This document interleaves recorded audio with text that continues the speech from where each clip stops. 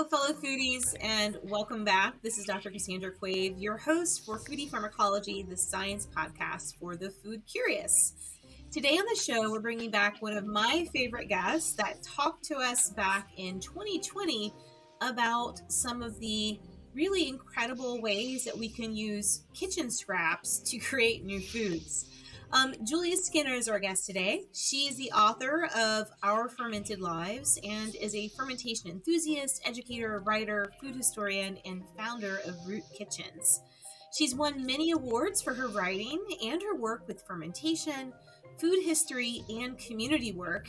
And she's also been the only writer or culinary professional to win not one, but two 40 Under 40 awards in the same year. She lives in Atlanta, Georgia, and it's really great to have her in my back of the woods. And so great to see you, Julia. And thanks for coming on the show today. Yeah, thank you so much for having me. It's good to see you too. Yeah. Well, first of all, I want to congratulate you on a beautiful book. I love Our Fermented Lives. So amazing. What can you tell us about your book and kind of what led you to write this work?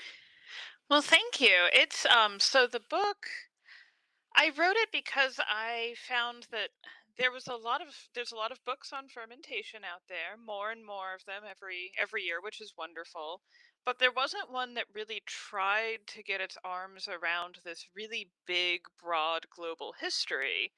And so I started out thinking about it in terms of geography. And so, like, oh, let's talk about the ferments from, this region or that region. But there was so much overlap that I ended up organizing it topically instead. So, healing, community, stuff like that instead. Well, one thing I really like about your book is this idea that comes across, and the idea is really that history and traditions are not just resigned to the past, but that we today are an active part of creating them. And I'm just wondering, I know it's hard to wrap my head around, like, we're going to be part of the history of the future, right? So how do we contribute to these shifting food trends?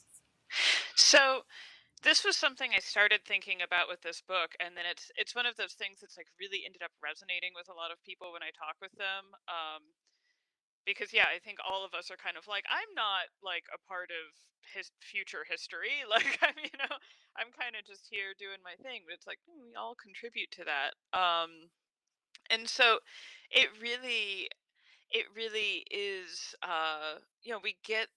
we have so many different traditions that are passed down to us, right? And so many different things that like say with fermentation. I mean, fermentation was really how I started thinking about this because we have so many fermentation traditions that we still have, but then many that we've probably lost too. And so we get to decide kind of these things we get, what we keep, what we don't keep, what maybe we would modify. And so we're kind of sitting at the nexus of the past and the future and helping to channel or not channel whatever from one place to another. So we're very actively shaping future history, whether or not we realize it. Yeah, that's such a good point. Well, another thing I really enjoy in the book is your description of, like, I think you have 42 recipes in the book. Hmm. And one of them that caught my attention was on a product called Uji.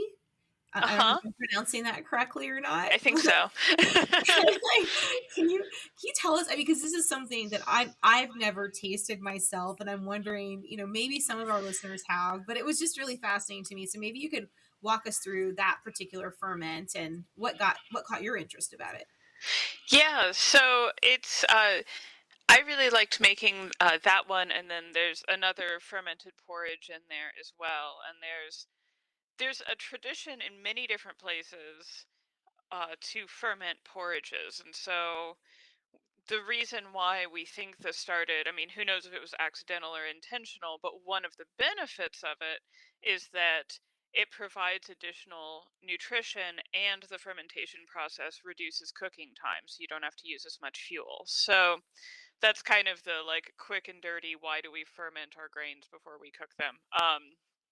But this particular porridge, across Western Africa, there's a lot of different fermented porridges made from sorghum, millet, and of whatever grains people had, and they're really delicious. You basically ferment the grains for like a couple days, a few days, and then you cook it down just like you would any other porridge, and it's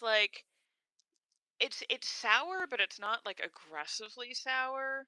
It's really tasty. Like, I obviously tested the recipes for the book, but I still find myself making them a lot, especially in the winter. Nice. So when you say sour, is it sour like to level like a pickled vegetable, like a lacto fermented vegetable, or not quite that much? Not even that much. Mhm. It's gosh, it's just, like, a little bit tangy, like, if you were to imagine, like, stirring some yogurt maybe or some sour cream Mhm. in, but, like, just a little bit. Um, yeah. Very nice, very nice. And then you also get into, wow, there's so many different recipes. I'm trying to think of others that, like, I really enjoyed. Well, I mean, I guess instead of the recipe, maybe we'll start with this question because I'm often inspired by in my work by things that I experience or taste or see people using. Like, what were some of the things that you've experienced in your own travels or in your kind of taste testing adventures that inspired some of these recipes?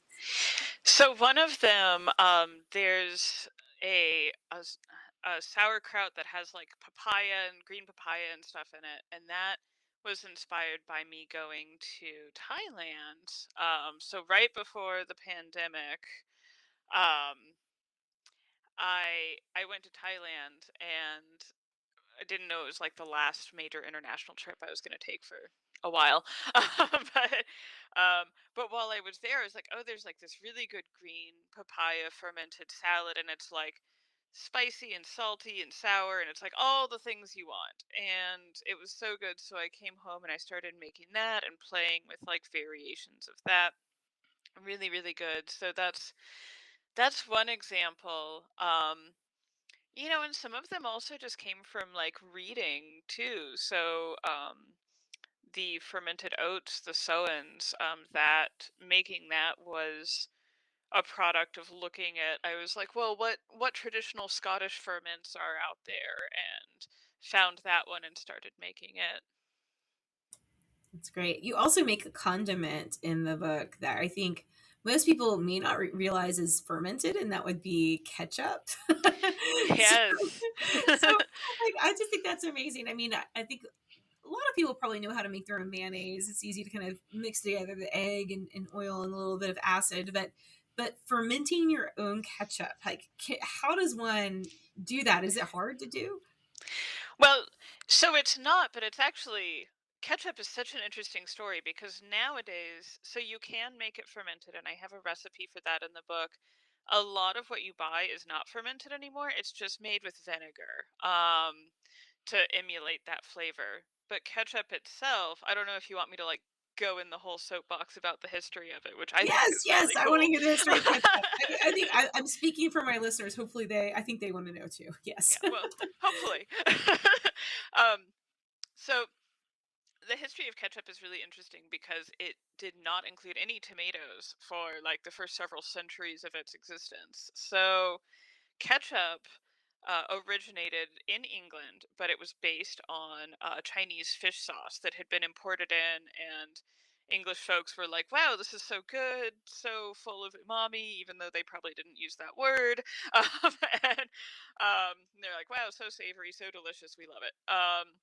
And so they started trying to make it with other things they had around, and so we get so modern Worcestershire sauce is based on kind of this idea too. And so we have like mushroom ketchups, walnut ketchups, like all just kind of different things. And I also have a mushroom ketchup recipe in there. And that's basically like the mushrooms, you let them like do like a really brief ferment, and then you cook them down with vinegar and some other stuff. And it's this really, like, really good sauce. And I'll save those little mushroom bits and I'll put them in things too. But the tomatoes didn't come about until, gosh, like the late 1800s, I think. Wow. Um, So they were and in Europe for a couple of hundred years because I guess they arrived like into the 1500s. Everyone thought they're like poisonous, like stay away from this, yeah, for a while. I think it was so the scary. Spaniards that started like, let's make this into gazpacho, and then it Yeah, kind of let's spread try from there. this. Yeah, yeah. Yeah, so it was at one of the World's Fairs that somebody started making. I believe it was Heinz. Started making tomato ketchup, and people, and like, because tomatoes have some of that umami in them. Uh, and yeah, that caught on, and so now this like sweet and sour condiment rather than just like purely savory and sour condiment has come about, and the tomato one has supplanted all of the other ketchups now, at least here. Yeah, I think that's incredible because I mean I wasn't aware that there were so many different types of ketchup. I certainly heard of kind of fish sauce, and as you were speaking about this kind of these light ferments, I was in my head thinking also of garum from Mm, ancient Rome, right, where they had like the buckets of fish parts that just kind of fermented with salt water, right? Um, yeah. Yeah, and it's so interesting because we don't think of um yeah, of fish sauce as being a European thing at all, really, ever, but it was, I mean, ubiquitous there. Like, it was used all the time. yeah, that's really cool. Well, let's see. I have so many questions. See which way to go. Which way to go? Why don't we start with an exploration of kind of how one takes remnants of food. Like fish sauce is a great kickoff point. Garam's right because this is not like the meat of the fish that you would normally eat as a meal. This is like the leftovers. It's the stuff that we would normally toss out, but is being used in this other way to create a value added product. So maybe you can kind of walk us through that and why, as an example of why fermentation has historically been so incredibly important to really gain the most out of our different ingredients. Yeah, so yeah, I mean, fish sauce is a good example because it's often made with like these little tiny, sprats or something, like fish that you're not going to sit down and be like, "Yes, I want a plate of these." And yeah, and I would encourage, for people who like really want to get nerdy about the sauce stuff. Sally Granger is like the fish sauce person. She's great.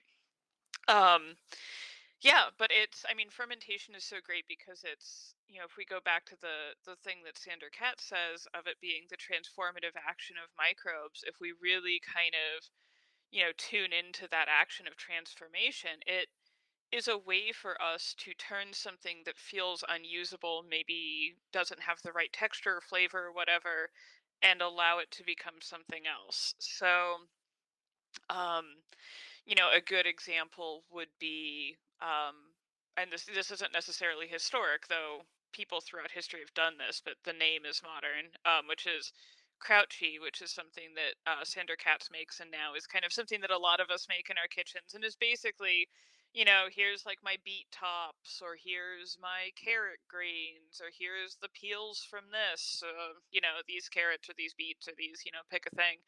Um, and you make it in the same way you would make kimchi or sauerkraut, and kind of ferment it together. And yeah, I think that's, and in so doing it turns it into something really delicious and special. Yeah, but I mean, infusing vinegars, yeah, pickling things, I mean, there's just so many different things that we can do, beverage making.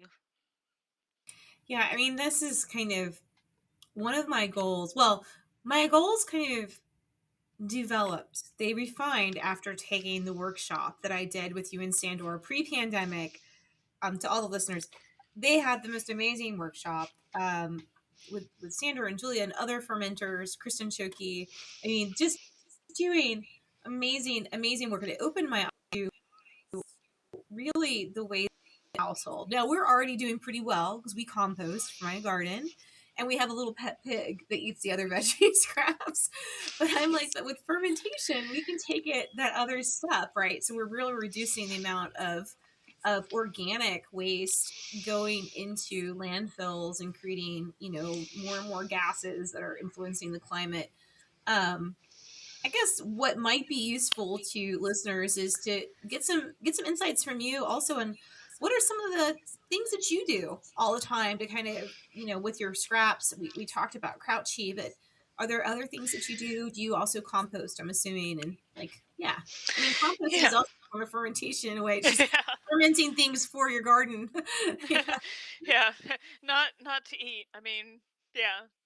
What else do I do? So I kind of have this pipeline of so I will make something like an infused vinegar, fire cider. Like I usually use a lot of scraps in my fire cider, which is like a for people who are not familiar with it, is this like medicinal infused vinegar that's got just like it's packed full of like peppers and onions and garlic and like all like it's like pungent. But it's really My good. kids call it my nasty medicine. When they start getting sick, it's got like cayenne and garlic and honey and yeah, and vinegar, but it like those sniffles go away pretty quickly. They do, yeah. It definitely knocks out like if you've got something, it's helpful. Uh, yeah, so I'll strain that out and I'll take those solids and instead of composting them, I'll put them in my dehydrator and then grind them down. Or with any other infused vinegar, other beverages. If I make something like I ferment something I like the flavor of, but the texture is off, my dehydrator is my best friend for that because then I can make a seasoning blend, which it turns out make very nice gifts. So most of my family every year gets my kitchen scraps as their holiday gifts. And That's so if they're brilliant. watching, I That's brilliant. I apologize. love it. Yeah. Yeah, I don't think I've bought any of them a gift in a long time. Well, it's a very healthy gift, I'm It sure. That's is. that's great. Yeah, and so that's a big one. Again, so we've talked about infusing vinegars, beverage making. So I make a lot of just natural sodas. Um, so I know a lot of people who have soda streams and things, and that's great if you drink like a ton of soda. I don't really, and I always have, berries that are going soft in the fridge or, whatever. And so I can just ferment those and make them into something new, um, rather than chucking them out in And the tossing compost them right in. away. Well, tell us about this. So I'll talk about one of our common, really shameful things is I'll get these beautiful blueberries and they get stuck in those little containers in Hmm. the very back of the fridge. And so when do you capture them before they start to actually mold? Like just when they're soft, and how do you actually ferment them? Do you just put them in water, or how do you get the ferment started? So I would say if they have visible mold on them, I wouldn't use them. Everybody's tolerance for risk is different, but that's my like if it's like the whole container is fuzzy, I'm like, oh, like this is probably not going to work. If it's already been taken over by other microbes. But if you get them and they're like squishy and not moldy yet, you can totally use them. And basically, what you do is you put them in a jar, another food safe container, and you add some sugar. Like if you look at like fermented soda recipes online, it can vary. I don't usually use that much sugar. I don't find I really have to. But basically, what the sugar does is makes it so the yeasts that are naturally present on those berries kind of wake up and have a lot to eat right away, so they can crowd out whatever else might be interested in growing in that jar. So add your sugar. I don't know. Like let's say like half a cup to a quart or quarter cup to a quart. I don't know. I don't measure it most of the time. And fill it up with water, put the lid on, give it a stir, a shake like twice a day, let it ferment for a few days, and then you can put it in bottles. You add a little bit of what's called priming sugar to the bottle, and basically what that does is gives those yeasts a little extra food so that they create the CO2 that carbonates your beverage. And so you make sure that you have a sealing bottle, so that has a screw top, a swing top, whatever, and a narrow neck, and so that captures those bubbles, and so you can then uh, have soda after another day or so, and then just put it in the fridge. It's amazing. I've made sodas before. I kind of cheated because I used champagne yeast. I added it to. I just made some different teas, fruit teas, and then added the champagne yeast. But I also exploded a ton of bottles in my garage. Yeah. So I'm not a master of this technique yet. There was glass everywhere. So how do you keep your bottles from exploding? I'm guessing it was probably too warm. They were too happily growing. It was what happened for me. Yeah, I tend to, because so if you were to go into my kitchen right now, there's actually like splatters from blueberry wine that I made and let carbonate too long, like all over the ceiling. I spent hours on a stepladder trying to clean it off, and it's just stained now. So my ceiling just looks like that That's until great. I don't know, do something about it, paint it or something. But um, yeah, I mean, you can either cut down the fermentation time. I usually, so once I put it in bottles to become soda, once it starts to show really much sign of, or any sign of bubbling at all, um, which is like just like a day or two. It doesn't take it too long, and Yeah. then I'll just put it in the fridge. Because yeah, I mean, same. I've had plenty of times where I've been like, oh, it'll sit for like 3 or 4 days, and then I'll check on it, and it's, if not exploding, it's very happy. Yeah. Well, it's funny, like, I've done a lot of work in the Balkans on kind of traditional foodways, and one of the things that surprised me is I would find people using wild fruits for these ferments, which isn't that surprising because they eat a lot of wild foods. Um, but what surprised me is they were using like old Coca-Cola bottles, like the Mhm. plastic ones, like basically the ones you get in the supermarket, the liter, Mhm. big liter, or is it 1.5 liters, whatever the size is. But and they would call it, limonata. It's their sparkly beverage, but it's not actually a store bought soda. I guess they drink it and then they make their own sodas using the same bottle. But I tried making some ferments in like a plastic container like that, and it was nice because I could squeeze it, Mhm. feel when it was like really really ready to go in the fridge, or yeah. Yeah, when it's like it has no give at all, and you're like, "Oh, this is Oh, this is I'm gonna open this one outside. done." This is a bomb. Yes. Yeah, if like the first few times I made soda, I did that too, so I could like you said, like learn kind of what it looks and feels like. Yeah, yeah, yeah, yeah. No, that's cool. Well, okay, I want to move on to our next topic, and that would be food security. So I think when people think about food security and hunger, we don't always think about what's happening in our own communities. And you know, I don't I get the sense in the US that we are so reliant on like the industrial food system. We have very little access to land. For people that are hungry or are impoverished and need assistance, there's very little access to land to grow food. There's very little access to education and how to process food, like in the home, how to really cook or how to store food.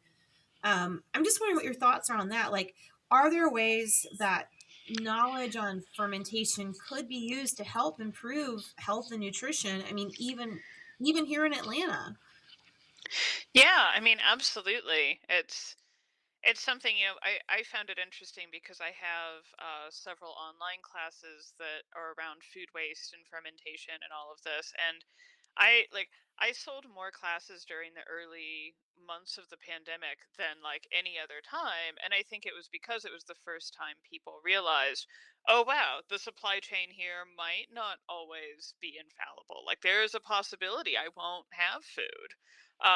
And so, as kind of a product of that, I think many people started to think about, oh, maybe I need to know how to make these things, grow these things, extend the shelf life of my food.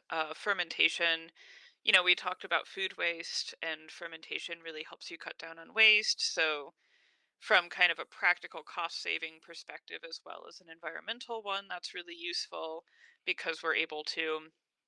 Um, Preserve our food, but also stretch what we do buy. And then fermentation, of course, as a preservative too. So helping your food last longer. making it so when you buy fresh vegetables and you pickle them, you'll still have access to them. Or, if you infuse greens in vinegar or whatever the case may be. Um, so that I think is a very important thing. And, and it's not expensive either. One thing I really like about a lot of like traditional food making techniques and particularly fermentation is like I just need a jar and some salt and some thyme and I have this, very nutritionally dense, healthy, delicious food. Um I don't have to, like, you can buy special equipment if you feel like it, but you don't have to. Um and I think that, when I think about teaching community members, that's something I think about. Every class that I teach is taught with those very, very traditional, like, here's the basic materials. Don't buy extra stuff if you don't want to.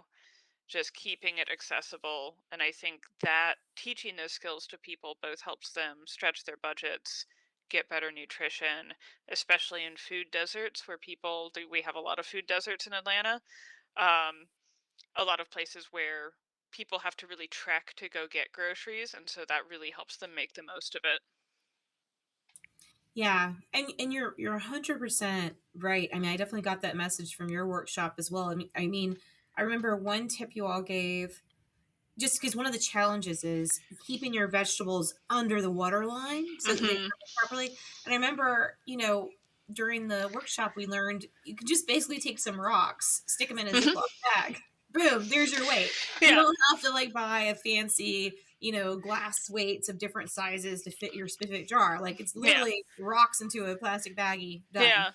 Or a plate or a, yeah, Yeah. like whatever fits. Like I have like certain bowls and plates that'll get pressed into service and put on top of things. Uh-huh. Yeah, some people use like a plastic baggie full of dried beans. Like Nice. there's so many different, just like whatever you have that can Keep things hold. under the water. Yeah. Yeah, even just folded cabbage leaves. That's what I keep Yeah. my sauerkraut under the brine with. It's amazing. Yeah, we've got another episode we recorded recently with Sandor, and he was giving us all the tips on how to make, good pickles. And a lot of it has to do also with just access to fresh ingredients. And so on this show, I mean, we interview all sorts of experts. We had Alexis Nelson on the show Hmm. recently, and she's like Awesome. the goddess of foraging, but I'm just thinking of, if you just get a few pieces of knowledge of knowing how to, okay, a few plants that in your neighborhood you can forage. Here's how to make them, last longer. Hmm. Just those pieces of information, you've basically got free food for a longer period, right? Hmm. Yeah. I mean, kind of, I think a lot about that. Here in Atlanta, I mean, we have so many wild foods throughout the year people can get. Like the chickweed and like dead nettles and violets in my yard right now are going gangbusters. Like I have so much food out there. I don't need to buy greens for a long time.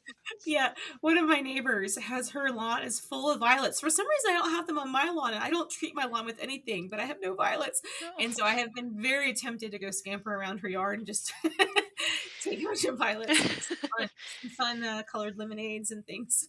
Yeah, you totally should. Do it at night too. Yeah. No, I should probably ask her.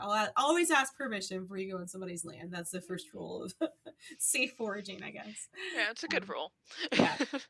All right. So we've got food security. Um, and you mentioned this issue with energy and sustainability, which is, I think, another piece of the conversation we should consider, you know, especially when you think about fuel consumption. We're Mhm. we're we're so privileged. I have, electricity and gas in my house. I don't have to go out and collect firewood or, create coal or things to cook my meal. Yeah, so, I mean, like we were talking about earlier, fermentation really helps break down the starches, break down some of the tough, holes in grains, things like that. It really helps to make it so that you don't have to cook something as long because it's pre-softened. Um, it can be really helpful for that. I mean, that's kind of the main thing I think of when I think about the ways fermentation can help us preserve our fuel. But again, I mean, if we think about, let's say that I want to eat vegetables, but I have, I like beets being a good example. Like eating raw beets, you can do it. You have to slice them pretty thin, right? And like, it's a bit of a process. And if you don't have a mandolin or the knife skills, they're going to be pretty big and unpleasant to eat.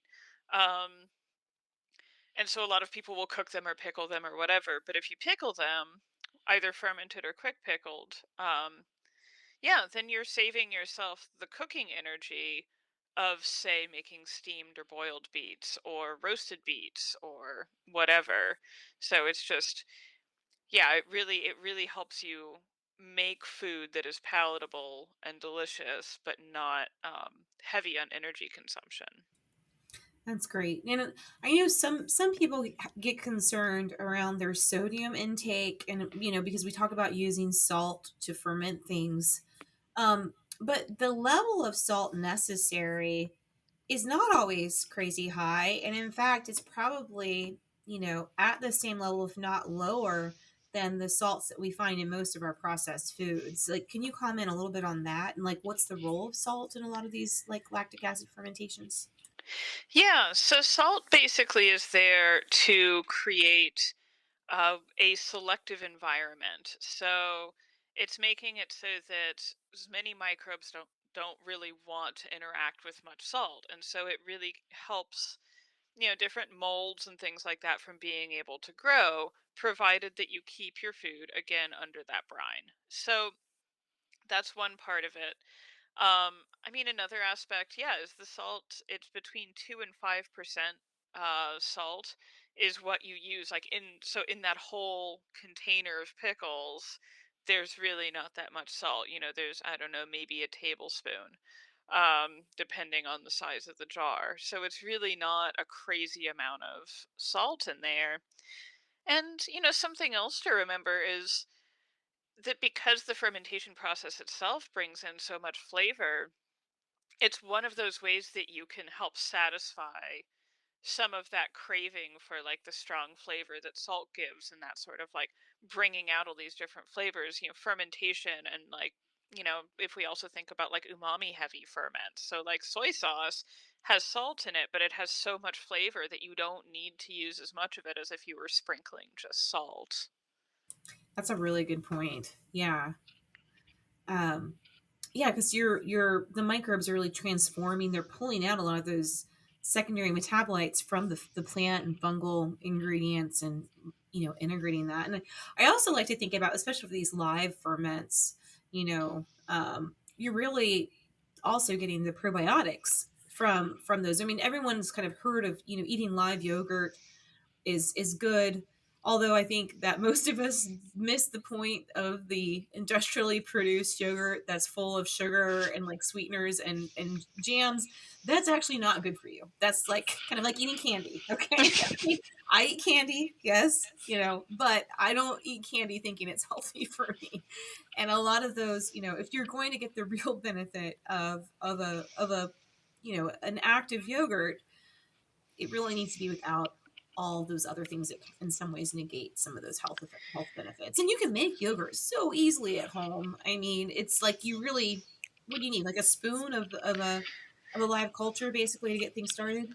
Yeah, yeah, and so you pasteurize your milk, you cool it down to slightly warmer than room temperature, stir in your little bit of culture, and yeah, then you just keep it, slightly above room temperature. What is it, like, 90, 95 degrees, something like that, um, overnight. I mean, I've never tried it, but I know that, like, my Instant Pot has a yogurt setting even. I've heard that it works. I usually just make it by keeping my oven off and turning the pilot light on or the oven light on. And in the morning, I have yogurt. It's super, super easy. That's really easy. Yeah, and as to your point about around gadgets, there are lots of expensive gadgets for yogurt making, and that's fine if you like that. But you can also literally a jar and a Yeah. spoon, and a spoon of the previous culture. You don't have to buy fancy starters. Um, Yeah. so yeah. Yeah, when I started making yogurt, I literally just bought like some organic plain yogurt from the grocery store and took a spoonful of it and was just like, all right, let's give this a try. And I mean, it's still going about 2 decades later, so I guess it must have worked. I think it worked pretty well. I think it worked pretty well. That's great. Well, one of my favorite ferments that we make at home is something what we call Dr. Q's Woo Sauce because I started making this as part of my food and health class. I don't know if I've ever shared this with you, but it's like Mm, we take some hot chilies, some habaneros, some different kind of red chilies, and basically ferment that with some garlic and just a brine. Let that go, and literally all I do is I blend it up, and then I add I'm blanking on the name of it, but it's like a little bit of this powder you can get online that kind of keeps things in dispersed, so it doesn't always mhm, like, settle out. And when we eat this hot sauce, there's just all these live microbes in there that are good for you, good for your gut. So it's mhm. amazing, and it's like my healthy taco sauce. I Yeah, love it. yeah, Yeah, and that's something I love about fermented food is like, yeah, it's like so good, like you want to eat it, and it's like hmm so good for you. Like it's like, I don't know, it's like such a gift to be able to get these foods and make these foods and share them because it's just like they're yeah, so special and tasty. Yeah, big fan. yeah. Well, and I love this going to gifts too. Is I love this tradition of like sharing microbes. Sharing the Mhm. SCOBY from when you're making your kombucha because it's always making more of it. So like everyone's always giving that away, or Yeah. your sourdough mix, the sourdough Mhm. starter. And I'm definitely so for the listeners that didn't know this already, Julia and Sandra Katz are actually going to be leading an amazing workshop at the Society for Economic Botany and Ethnobiology conference.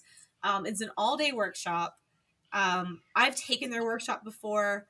I loved it so much, and I'm kind of hosting somebody running around all over campus. But don't be surprised if I don't like sneak in for a little bit of your Awesome. workshop because it's just it's such an amazing way to learn about how to get more health value out of your foods. And I know you also have these great online classes. So for folks that aren't able to come to the events in person, Julia, what can you share with us about your online classes and where people can find that info? So if you go to my website, which is root-kitchens.com, or if you go to my social media, it's linked in the usual, link in bio places. So I have the class that is most popular is the food waste class. And so that Hmm goes through, it's a lot of fermentation because it's me, but there's other stuff too. There's dehydrating, there's some like natural dyes and inks that you can make with like your food scraps. Like onion peels being one of the most famous ones. And yeah, so that one is up there. There's just some kind of basic fermentation classes. There's this one I really like called Rooted in Place that's thinking about hmm like the wild plants and wild microbes where you live and how you can use those to kind of create ferment specific to where you are. Um, that's something I find really fun to do. It's a Yeah. kind of a big part of my practice. Yeah, and I've got some other stuff that will be coming out either later this year or next year, kind of depending on when I when I get everything wrapped up with it. But so I'm gonna have some more classes that are on like food writing and kind of that side of things, and then also on Nice. research and like doing the actual food writing research because I get a lot of questions about that. Yeah. Well, and you also, I know, so in addition, you've got your book, which is incredible, Our Fermented Lives, available with booksellers everywhere for folks that are interested. And we'll also put a link into the show notes for the episode. But you also write a regular Substack newsletter, which I subscribe to and enjoy very much. So Awesome. yeah, so can you share a little bit about that? Like, and I think you actually have a fun offer for people interested in the newsletter. Yeah, so I have there is a free version and a paid version, and so yeah, if folks sign up with the link that is down there, or the code Ethnobot, they get 2 months of the paid version free if they want to see what all it is I do, and that one tends to have more recipes. You get somewhat more frequent newsletters. Mhm. It's a lot of fun. People really like it, and I started the newsletter specifically talking about the histories of different foods. And then I started to move into more fermentation. So I used to have it on Mailchimp, and then I moved it Mhm. over to Substack. And when I did that move, I was like, maybe I want this to just kind of be more of my playground for thinking about food more holistically. And so I'll have, like I traveled to Alaska last year and thought about, how connecting to place with food both changes and remains the same no matter where we are. And like, so I had things like that, but then I'll also be like, and here's another issue that's like my favorite dressing recipe or something. So it's like Awesome. really broad. That's great. No, I love that about Substack because it does allow so much creative freedom. And again, for the listeners, it's rootkitchens.substack.com/ethnobot to get your free 2-month version of the paid version of Julia's Substack. And I just mentioned I also recently moved my newsletter from my website to Substack, and I've really had fun. And it's it's given me interesting things to think about. Responding more to like current events. Like for example, this week there was this crazy thing on TikTok happening, and I mean, when is something crazy not happening on TikTok? But about dragon fruit and people having intense bowel reactions to this. And it's like, Wow. so I did the science. I looked into it. It's like, well, they may have a food allergy. It's not a natural, healthy laxative. It's actually probably not great for them to be eating that if you have that reaction. So anyhow, Hmm. that's a kind of a strange example, but it does give the flexibility to kind of play around with ideas and kind of respond to things that are happening in the moment, Hmm. which is cool. And yeah. Yeah. Yeah, no, it's a great platform. I was skeptical when a lot of people started moving over to it. I was like, I don't know if this is going to be better than using kind of whatever else, but Mhm. I really like it. Yeah. It's easy to use too, which is nice. Yeah. Well, that's nice. You can put all of your energy and time into like blowing up blueberries in your kitchen. Yes, exactly. To That's okay. redecorating. Here we go. All right. So for all the listeners out there, here's your challenge for the week. Check out some of these cool fermented recipes. You can find them on Julia's newsletter. You can also find them in her book. Lots of fun things to try, whether you're interested in trying to make your own sauerkraut for the first time or your own yogurt, or if you'd like to, try something with oh gosh, I don't know, fermented fruit juices. Like there's just Yeah. fermented grains. There's a lot to play with, and you can really get some cool flavors happening in your kitchen. Yeah. Awesome. Yeah. Cool. Always want people to ferment more food. Great. Well, thanks so much for coming on the show, Julia. It was great to see you, and I'll see you again in person in June. Yeah, Yay. Thank you again for having me. This was fun. absolutely. All right, guys, you've been listening to Foodie Pharmacology, the science podcast for the food curious, recorded for you today on Restream. I want to give a big shout out of thanks to our producers, to Rob Cohen and Christine Roth of Co-Conspiracy Entertainment. We are now in season 5 of the show. Super excited to be still with you all. And you can help us keep the show going by supporting the podcast. There's a couple ways you can do that. You can head over to Apple Podcasts and click on those 5 stars. That would be great. 5, not 1, 5 stars. And give us 5-star rating and maybe a comment or two. That really helps us get the word out to a broader audience. You can also head over to Buy Me a Coffee. That's a great little platform. You can, spend what you would spend on your morning coffee with a small donation to the podcast, and it helps us with our production costs. Or you can get some cool swag. We have a lot of of t-shirts and coffee cups and cool bags that have the pharmacology logo on it. You can check those out at mysterycontrol.com. All right, thanks so much for listening. Stay healthy out there, everybody, and I'll see you next time.